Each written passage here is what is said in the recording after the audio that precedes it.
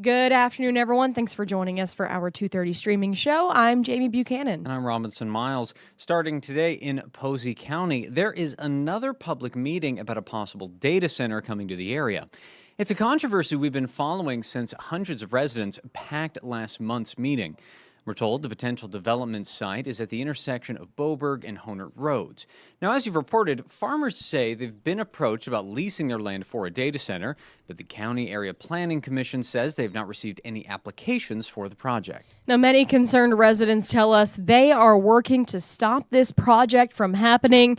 So tonight's meeting will start at 5 at the Hubby House in Mount Vernon. We will have a crew there to give you an inside look at what's going on, and of course we'll have more details on what's discussed later tonight on 14 News at 10. Now, we got to hit you with what you're expecting. Always. More traffic alerts. Oh, yeah. They're coming. This time on Evansville's west side. All lanes of the Lloyd Expressway will close overnight between Barker and St. Joseph Avenue. Construction crews will be lifting the new pedestrian bridge into place. Now, officials say both the east and westbound lanes will close tonight at 11 and should reopen by 5 a.m. tomorrow morning. Now, we do know this is all very weather dependent, and it is an alert day, so it's something we're going to have to keep you posted on. But if it shuts down and you need to get around that construction work, then drivers can either take North St. Joseph Avenue or East Ray Becker Parkway to get back on the Lloyd. Now, our Leslie Chapman will be down there tonight if it's happening. If the new bridge is going to be going up and if the lane's shut down, Leslie will be there. She'll have live reports for you tonight on 14 News. Now, for our final headline today, there is a new housing option in Hopkins County. The city of Dawson Springs says Cannon Court Apartments is set to open next month. Leasing applications are open now, but one member of the household must be 55 or older to qualify. There are both one-bedroom and two-bedroom options available. Yeah, that complex sits off of Highway 62 in the industrial park there when you come into Dawson Springs near that area with Dairy Queen. So it looks like a really nice place. Of course, it's got that age requirement on it. So we'll let you know once that gets done. All right, well, that's going to round out the news portion of today's streaming show. Of course, if you've been outside anytime recently, you realize how quickly things can change. So to give us a look at what is coming next, we do have Arden Gregory waiting in the wings to give us a look at our forecast. All right, stay tuned. It is an alert day like we mentioned, so she's got that breakdown for you right after this break. Stay informed on your local news and weather throughout the day by watching the 14 First Alert streaming shows. At 8:30 a.m., get your First Alert forecast to plan the day ahead and catch up on the news that happened overnight with the 14 News Sunrise team. In the afternoon, get the latest headlines, forecasts, and a preview of the stories we're working on with the 14 First Alert streaming show at 2:30. And get an in-depth look at the 14 First Alert forecast so you're ready for the next big thing with the 14 First Alert weather show at 9 p.m. Watch the 14 First Alert streaming show that fits your schedule and works best for you.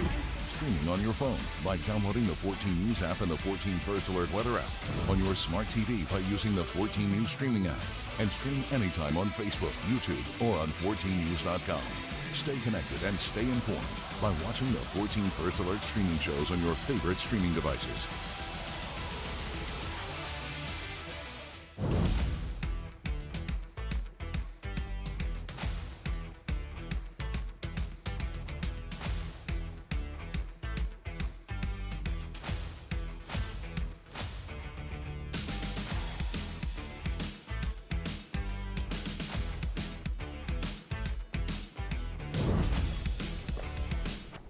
Good afternoon. I'm 14 First Alert meteorologist Arden Gregory, and we are still on alert from this afternoon and evening into Friday and Saturday too, as we have multiple rounds of thunderstorms and rain on the way here over the next couple of days, and some of those may be capable of producing a very heavy rain that could cause some flooding along with a damaging wind threat. I want to start by just looking at the individual severe risks for today and tomorrow. Notice for flooding and for wind, we're sitting up here at a level 2, 15% risk. Not particularly concerned about hail or tornadoes this time around. I mean, here in the tri-state, I'd never say never, but hail and tornadoes not a main risk here. We're more concerned these storms may produce heavy rain and flooding along with a damaging wind threat. Similar story tomorrow. The risk level does come down a little for that wind, but still damaging wind and then flooding, the main concerns. And then as we get into Saturday, that damaging wind threat basically falls off entirely, but we still keep the flooding risk. So damaging winds are a concern with any thunderstorms that develop later this afternoon and evening. But as we get deeper into the weekend, the focus will be mainly on that risk for heavy rain and flooding.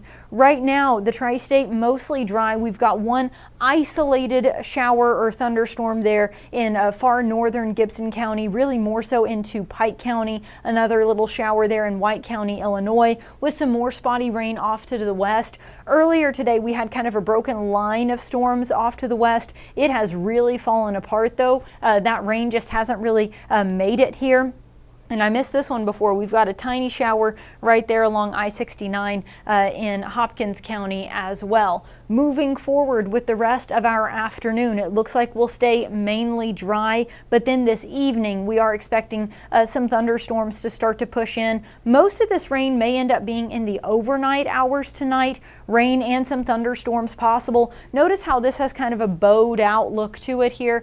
That's where you get concerned about maybe seeing some damaging winds. As anytime you see a thunderstorm bowing out like that, you get concerned about some damaging winds. That may not be exactly how this plays out. The models have obviously not had a great grip on how this afternoon would play out. So I would take all of this with a grain of salt here, but we are expecting more rain and possibly some thunderstorms later this evening into the overnight hours tonight, and that rain carries over into early Friday as well. So we may have some rain or even some thunderstorms out there first thing Friday morning, but then that rain moves out, and the middle part of the day on Friday still going to be partly to mostly cloudy, but it looks like it's going to be mainly dry. So a good chunk of the day on Friday will probably be dry. Then Friday evening, notice these spotty thunderstorms start to move back in, and we see our rain chances increasing then as we get into the overnight hours Friday night and into Saturday. So kind of good news, bad news here. If we do get any severe weather, it might be overnight, and so you might get woke up by those warnings and thunderstorms and things like that. But on the good end,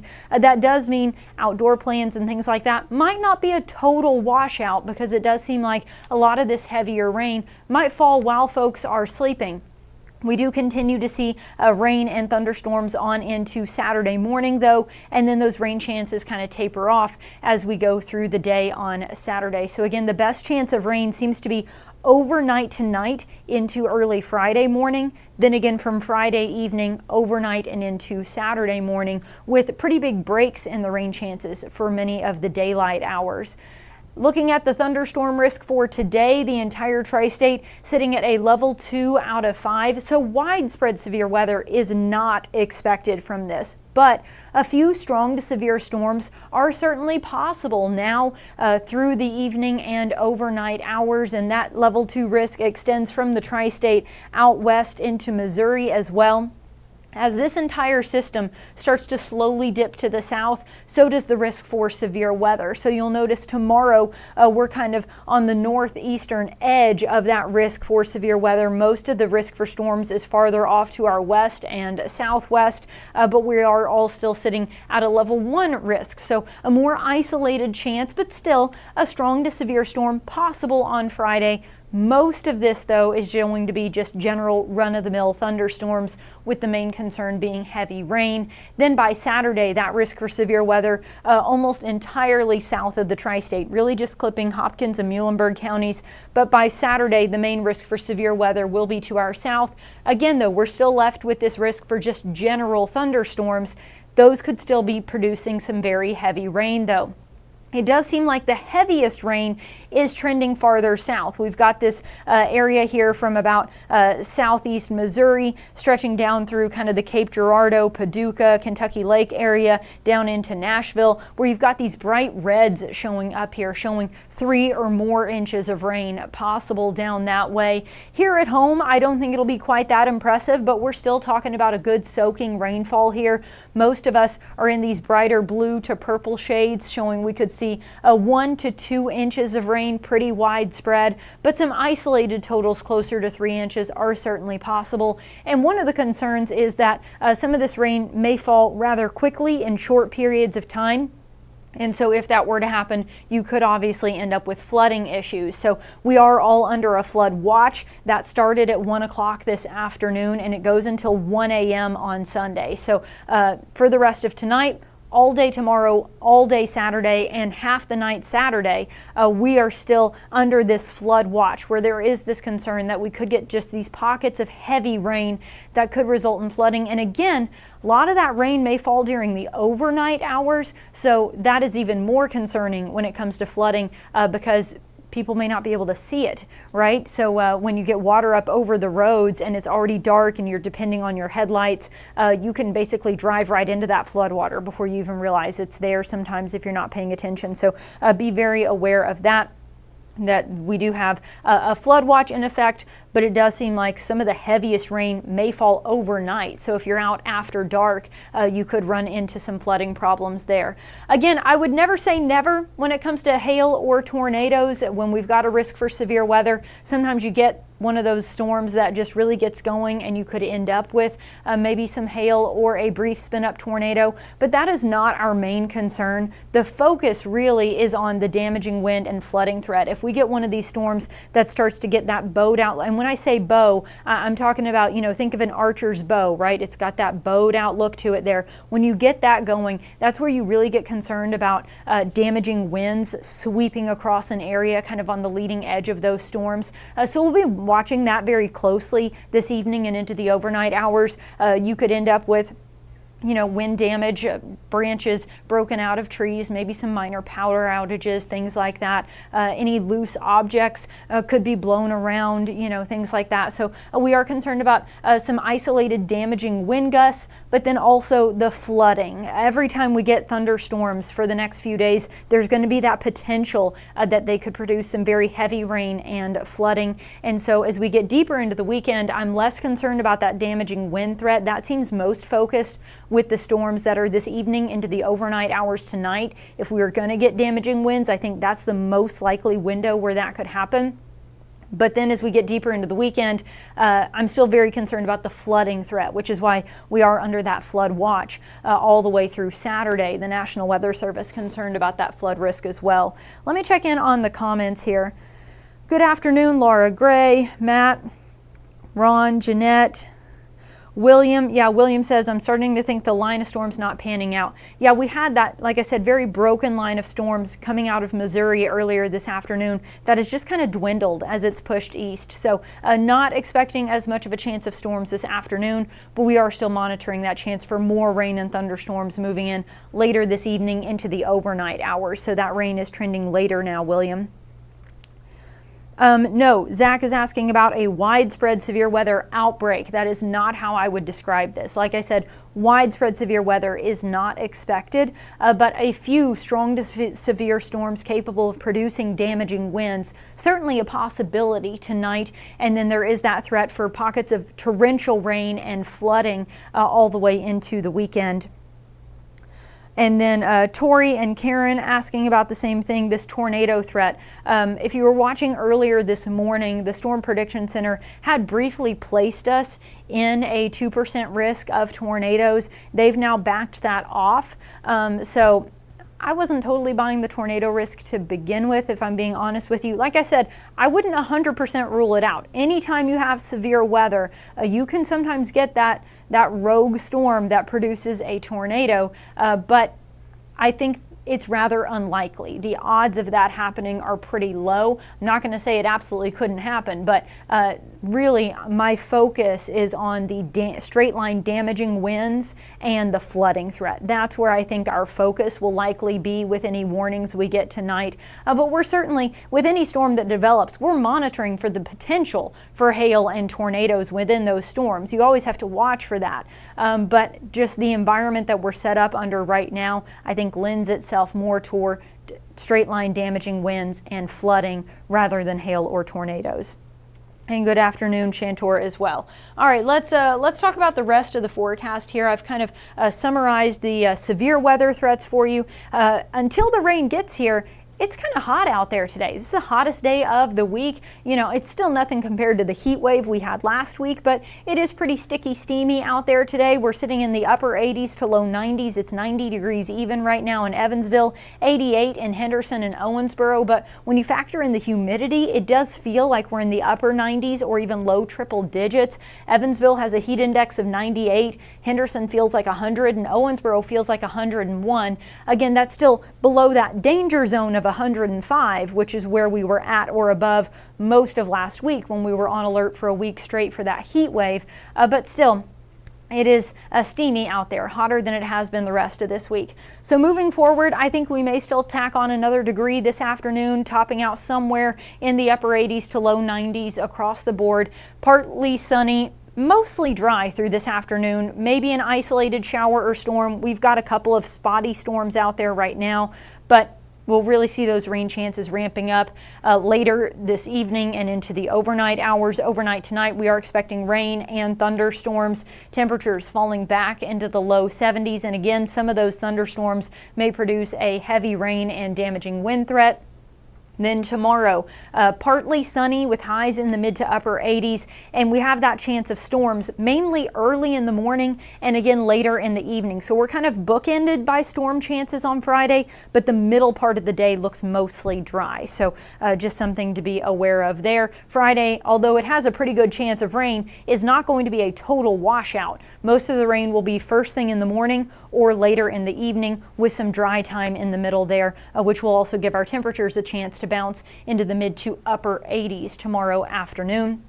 Saturday, we start to see that severe weather threat backing off, but there is still that potential for some heavy rain, and especially if you've already had multiple rounds of heavy rain from Thursday night into Friday and then again Friday night, you know, it could start to become a problem. So we're still on alert for mainly that flooding risk on into Saturday. The last of that rain then tapers off as we get into Sunday. And Monday, we could maybe just have a pop-up shower in the afternoon. I think most of Monday will probably be dry though. And then mostly sunny weather really takes over as we get into next week. It will be a little hotter next week though, with highs in the upper 80s or maybe even low 90s. Kind of like it is out there right now. That's the kind of heat we'll probably be dealing with for most of next week.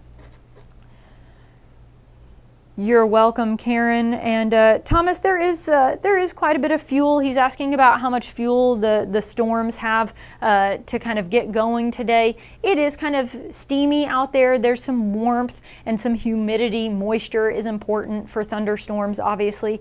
So there is some energy out there. We have this kind of very slow moving frontal system kind of kicking up these showers and storms over the next few days. So that's why we expect it to kind of come in waves. We'll get kind of a wave of rain and thunderstorms this evening, overnight, and into Friday morning. Then another wave Friday evening, overnight, into Saturday morning. Then the rain starts to get more isolated and it kind of tapers off then Saturday into Sunday. As for how much rain we've had so far, along with where our temperatures stand, I mentioned that heat wave last week. You know, we were just, scorching hot all the way through last week, and then finally over the holiday weekend the heat started to break some, but that was also because we finally got some rain, and so we have had just these kind of daily rain chances since then. There have been pockets that have seen very heavy rain where a thunderstorm has kind of bubbled up and then just poured over one area and caused some flooding issues.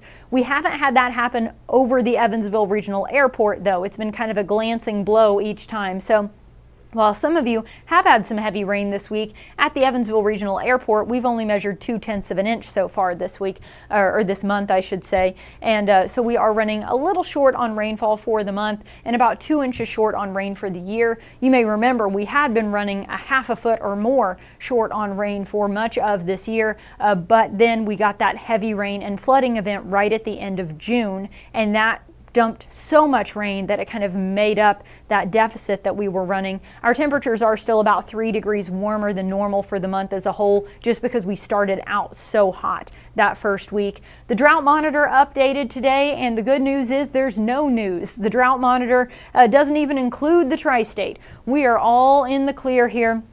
No drought to worry about here. We were under drought and even severe to extreme drought for much of the spring, but with all the rain we've had recently, we've kind of dug our way out of that now. We are, I mentioned we've got that shortfall of just a couple inches of rain. We're going to make that up here over the next couple of days with this heavy rain and thunderstorm on the way tonight into tomorrow morning, then again Friday night into Saturday. That rain kind of tapers off on Sunday. I do want to mention next week because our temperatures kind of warm back up. This rain cools us off a bit. We're looking at highs in the mid to upper 80s through the next few days, but then the sun breaks out and we'll be back into the upper 80s, maybe even low 90s as we get into next week.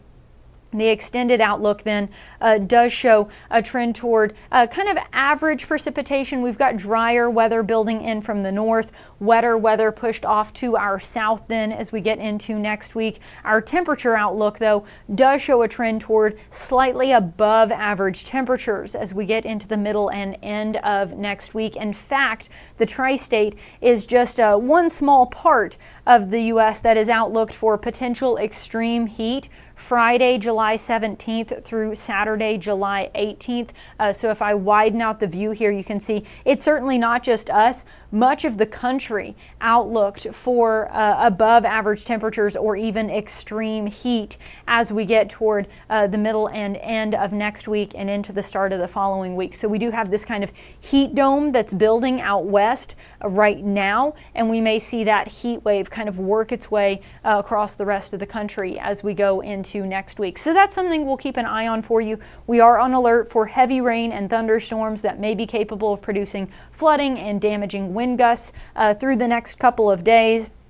Then quieter weather takes over, and it is just kind of typical summertime heat as we get into next week. We're not on alert or anything. Upper 80s to right around 90, mostly sunny. We'll probably have a heat index up closer to 100. Like I said, kind of similar to the heat we're dealing with today, but not that extreme dangerous heat wave like what we had at the end of June up through the 4th of July. We will be monitoring this though as we look ahead to next weekend, Friday, Saturday. It may get a little hotter and we do have that potential for maybe heat advisory criteria, things like that.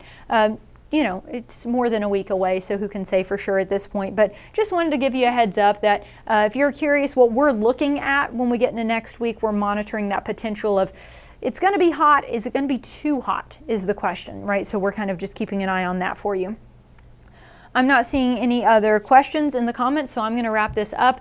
Again, it looks like these rain chances are going to kind of come in waves, and a lot of it may end up being during the overnight hours. So Friday and Saturday are not going to be a complete and total washout. It's not going to rain all day, every day, but we've got these rain chances ramping up this evening through the overnight hours and into Friday morning. Then a big chunk of the day on Friday actually looks like it's going to be dry before those rain chances ramp back up again Friday evening, overnight into Saturday morning. And with each round of rain that we see here over the next couple of days, the most likely threat is that we may see pockets of very heavy rain that could result in some flooding. But also some of those storms may be capable of producing damaging wind gusts. I would not completely rule out the possibility of some small hail or a brief spin-up tornado, but both of those are more unlikely threats. The main concerns are flooding and then damaging wind gusts. So be aware of that and just be on the lookout for those things as we go through the next couple of days. All right, Chief Meteorologist Jeff Lyons will have an updated look at your forecast on 14 News tonight at 4, 5, 6, and 10. And he'll do another streaming show here tonight at 9. So I hope you'll join him for that then. Everybody have a great rest of your day.